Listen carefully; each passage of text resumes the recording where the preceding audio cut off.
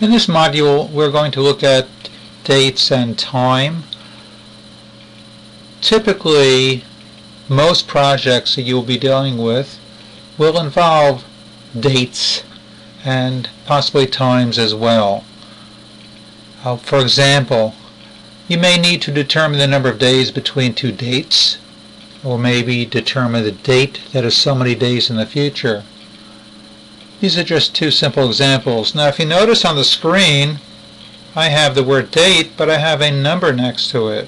And same thing with the date and a number next to that.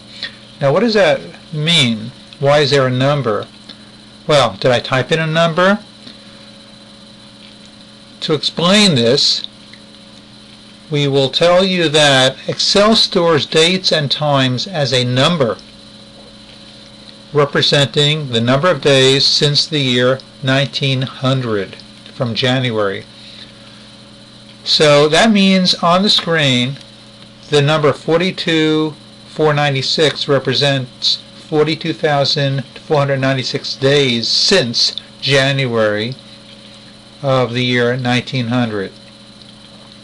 And the reason why it's expressed this way is because I'm showing you the formula aspect of it. And if you recall, to go back to the actual date, I can hold down the Control key and press next to the number 1 on the left hand side of the screen. I call it the squiggle key, and that will show us what in actuality what this represents. And there it is, May 6, 2016 and October 11th, 2016. Again, to go back, if I hold down the Control key and press the little squiggle key, it shows me the number of days. Now, what is the advantage of having it that way? Let's go back to the actual date. When we have it set up with numbers, or when Excel has it set up as numbers, it can easily convert for us the number of days between one week and the next. Even though it shows on the screen as, in this case, May 6, 2016, we can take another day. Let's type that in. For example, to find the days between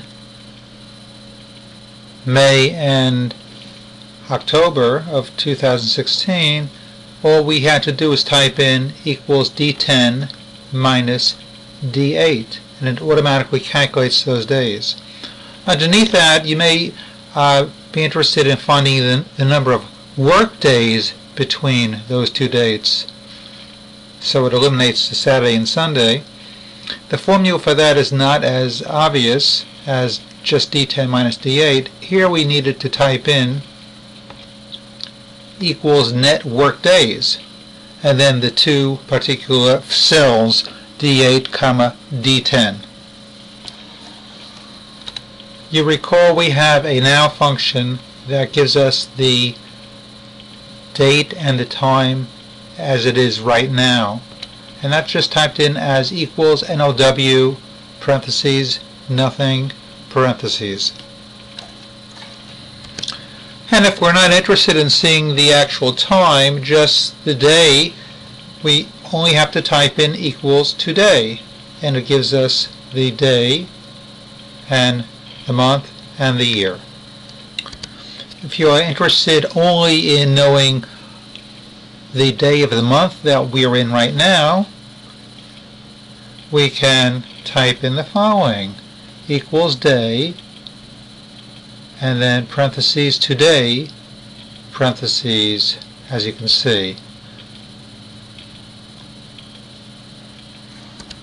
And if you'd like to see just the month and not the day, today's month, you would type in the following: equals month, parentheses, today.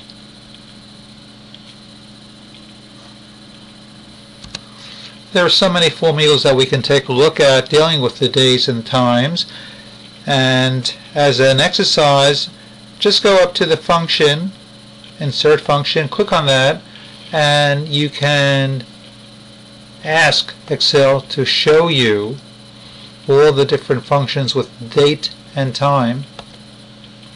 And just to look at these, there are many that we have not checked. Some may prove to be worth your while, others not so.